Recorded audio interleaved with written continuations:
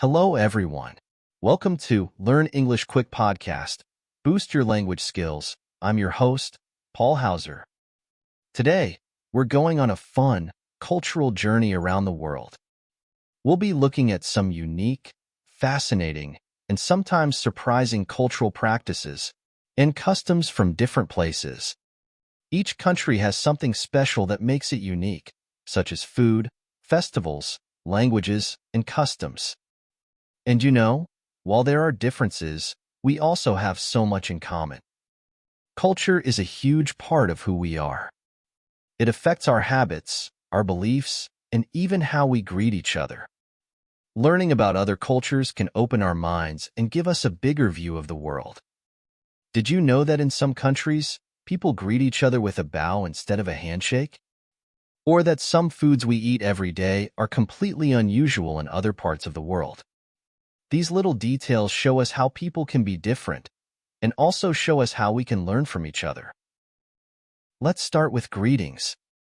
The way people greet each other can tell us a lot about their culture. Japan.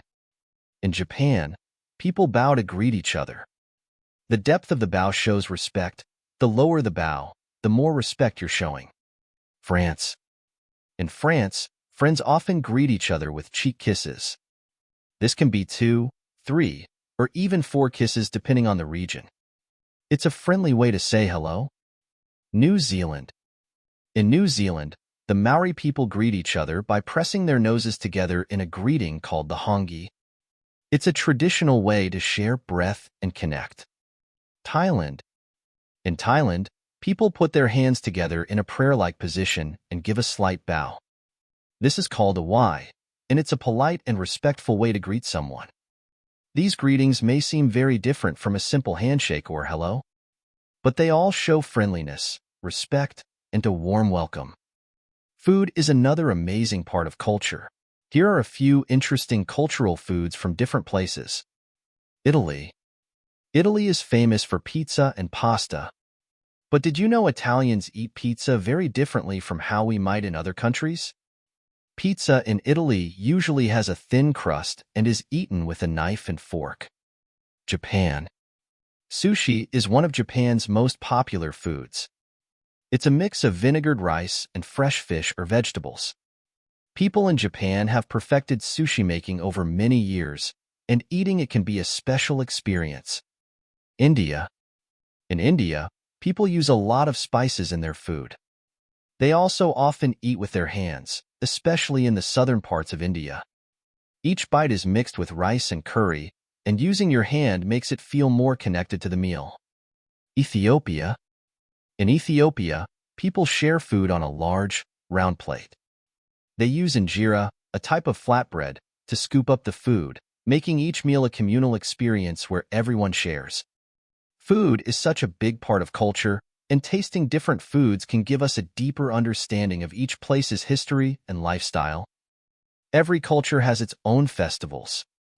These celebrations often connect people to their history, religion, or beliefs. Here are a few interesting ones. Holi in India. Holi is a festival of colors celebrated in India and Nepal. During Holi, people throw colored powders at each other, dance, and enjoy sweets. It's a joyful celebration that marks the arrival of spring. Dia de los Muertos in Mexico. This is also known as the Day of the Dead. People honor loved ones who have passed away by building colorful altars, lighting candles, and sharing stories. It's a beautiful way to remember and celebrate life. Carnival in Brazil. Brazil's carnival is one of the biggest parties in the world. It's full of colorful costumes, samba dancing, and street parades. People come from all over the world to join in the fun. Chinese New Year in China. Chinese New Year is a major holiday in China. Families come together to eat special meals. And people give red envelopes with money to bring good luck. Fireworks and dragon dances are also popular parts of the celebration. Celebrations like these show the spirit and joy of each culture. Even though they may be different, they all bring people together. Family is important everywhere. But each culture has different traditions and roles for family members. China. In Chinese culture, respecting elders is very important. Family members often live together, with grandparents helping to take care of the children. It's common to see multiple generations living in one home. Latin America. Family gatherings are a big part of life in Latin America. Large family dinners, birthdays, and holidays are celebrated with everyone. From grandparents to young children, spending quality time together. India. In India, family is a core part of life. And people often feel a strong duty to support their family members. Arranged marriages are still common in many parts of India, where families help choose partners based on shared values. United States. In the U.S., families may live further apart. But holidays like Thanksgiving and Christmas are times for everyone to come together. Family members travel long distances to be with each other during these times. No matter where we're from, family traditions remind us of who we are and keep us connected. Our cultures also affect how we approach work and daily life. Japan. Japan is known for its hardworking culture. Many people work long hours, and dedication to one's job is highly valued. However, in recent years, there's been a focus on finding a better work-life balance. France. In France, people enjoy a relaxed lifestyle. The French value personal time and take long vacations, especially in August. Many also enjoy long lunches, where they can take a break and relax. Spain. Spain is famous for the siesta, an afternoon break that was once common in Spanish culture. People would rest in the afternoon before returning to work. Though it's less common now, many people still take time to enjoy a long lunch. United States. The U.S. has a fast-paced work culture. People often work hard, but there's also a strong work hard, play hard mindset, with weekends and vacations used for relaxation and hobbies.